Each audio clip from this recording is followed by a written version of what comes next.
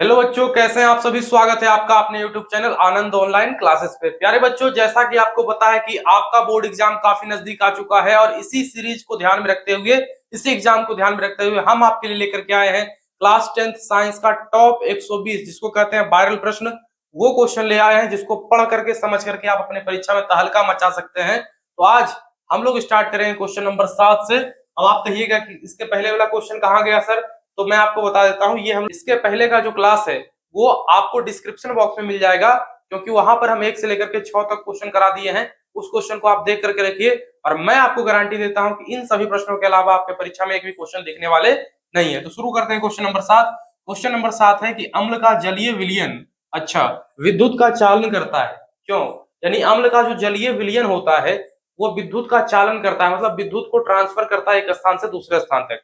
क्यों, इसी का कारण बताना है। और ये प्रश्न काफी बार परीक्षा में आया हुआ है, तो आपके लिए काफी इंपोर्टेंट बन जाता है बिहार बोर्ड की दृष्टि से। तो देखिए क्या हो जाएगा कि अम्ल का जलीय विलयन इसलिए विद्युत का चालन करता है क्योंकि उसमें आयन उपस्थित होते हैं, यानी आयन की मात्रा बढ़ जाती है। ठीक है, हो जाए क्या, अम्ल का जलीय विलयन इसलिए विद्युत का चालन करते हैं क्योंकि उसमें आयन की मात्रा बढ़ जाती है जो इलेक्ट्रॉन को एक स्थान से दूसरे स्थान तक ले जाते हैं। इसलिए अम्लीय विलयन जो होता है वो विद्युत का क्या होता है, सुचालक होता है, यानी एक स्थान से दूसरे स्थान तक ले जाने वाला होता है। उम्मीद करते हैं आपको ये समझ में आ गया होगा, इसमें कोई दिक्कत नहीं होगा। अब हम लोग बढ़ते हैं क्वेश्चन नंबर 8 की तरफ। चलिए, क्वेश्चन नंबर 8 जो है वो काफी महत्वपूर्ण है, आप देख करके समझ सकते हैं। विरंजक चूर्ण क्या है, इसके रासायनिक नाम, सूत्र एवं उपयोग को लिखे। काफी महत्वपूर्ण प्रश्न है आपके परीक्षा की दृष्टि से। ध्यान से समझिए कि जब शुष्क बुझे हुए चूने पर क्लोरीन गैस प्रवाहित की जाती है, यानी शुष्क बुझा हुआ चूना पर जब क्लोरीन गैस प्रवाहित की जाती है तो विरंजक चूर्ण का निर्माण होता है। किसका निर्माण होता है, विरंजक चूर्ण का। आप यहाँ पर रिएक्शन देख सकते हैं, CaOH का होल 2 यानी शुष्क बुझा हुआ चूना है ये, प्लस Cl2 यानी क्लोरीन। जब दोनों मिलता है तो आपस में क्या बनाता है, CaOCl2 प्लस H2O। यहाँ पर जो CaOCl2 है यही विरंजक चूर्ण है। ठीक है, यही क्या है, विरंजक चूर्ण है, जिसका नाम कैल्शियम ऑक्सीक्लोराइड होता है। क्या होता है, कैल्शियम ऑक्सीक्लोराइड। यानी व्यंजक चूर्ण का रासायनिक नाम आपसे पूछे तो क्या हो जाएगा, कैल्शियम ऑक्सीक्लोराइड। और इसको कैसे बनाया जाता है, बनाने की विधि पूछेगा तो आपको बताना है कि जब शुष्क बुझा हुआ चूना होता है उस पर, उसके ऊपर जब हम क्लोरीन गैस प्रवाहित करते हैं तो हमें व्यंजक चूर्ण प्राप्त होता है, जिसका नाम कैल्शियम ऑक्सीक्लोराइड है। सूत्र क्या होता है, CaOCl2, ये होता है इसका सूत्र।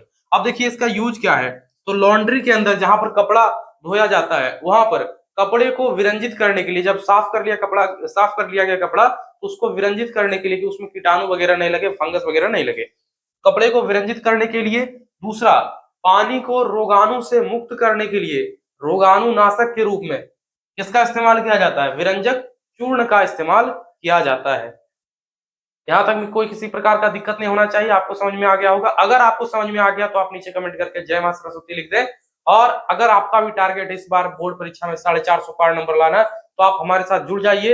इन सारे क्वेश्चन को एक कॉपी में लिखिए, ध्यान से समझिए, उसको याद करिए और परीक्षा में यही सारा क्वेश्चन रहेगा भाई, गारंटी है। ठीक है, आप इसको समझ सकते हैं। अगर आप इसका PDF चाहते हैं तो आप नीचे कमेंट करके बता सकते हैं, आपको 51 रुपीज पे करना होगा, मैं इसका हैंड रिटन PDF जो है आपको प्रोवाइड करा दूंगा। ठीक है, अब देखते हैं हम लोग क्वेश्चन नंबर 9 को। क्वेश्चन नंबर 9 है कि प्लास्टर ऑफ पेरिस का उपयोग और इसके सूत्र को लिखना है। देखिए ध्यान से, तो प्लास्टर ऑफ पेरिस का रासायनिक सूत्र क्या हो जाएगा, CaSO4 इंटू हाफ H2O। क्या हो जाएगा, CaSO4 इंटू हाफ H2O।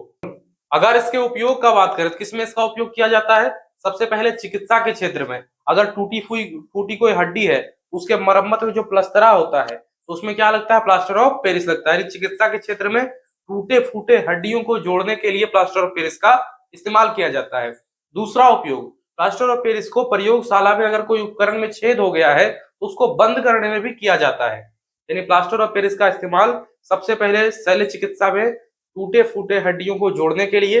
दूसरा, प्लास्टर ऑफ पेरिस का इस्तेमाल प्रयोगशाला में उपकरण में हुए छिद्र को बंद करने के लिए। और तीसरा उपयोग है कि मूर्ति जब बनाते हैं तो उसका जो साचा होता है मूर्ति बनाने में, प्लास्टर ऑफ पेरिस का इस्तेमाल किया जाता है। और भी उपयोग है, जैसे छत वगैरह में जब प्लस्तरा करते हैं तो उसमें डिजाइन बनाने के लिए प्लास्टर ऑफ पेरिस का इस्तेमाल किया जाता है। लेकिन आपसे परीक्षा में 2 ही पूछा जाएगा, ज्यादा बड़ा प्रश्न ये नहीं है। ठीक है, तो इसका सूत्र याद रखना है, CaSO4 इंटू हाफ H2O। और इसका उपयोग क्या क्या किसमें किया जाएगा, मूर्ति बनाने में किया जाएगा, टूटे फूटे हड्डियों को जोड़ने में किया जाएगा और प्रयोगशाला में हुए बर्तनों के अंदर जो छिद्र है उसको बंद करने में किया जाएगा। उम्मीद करते हैं क्वेश्चन समझ में आया होगा। ठीक है, अब हम लोग बढ़ते हैं क्वेश्चन नंबर 10 की तरफ। जीवों में पदार्थों के परिवहन से आप क्या समझते हैं? ध्यान से समझिए, आपसे ये पूछा जाएगा, काफी महत्वपूर्ण प्रश्न है कि जीवों में पदार्थों के परिवहन से आप क्या समझते हैं। और क्वेश्चन 2022 में पूछा हुआ प्रश्न है, तो अभी तक नहीं पूछा, इसका मतलब आगे पूछ सकता है 2026 में।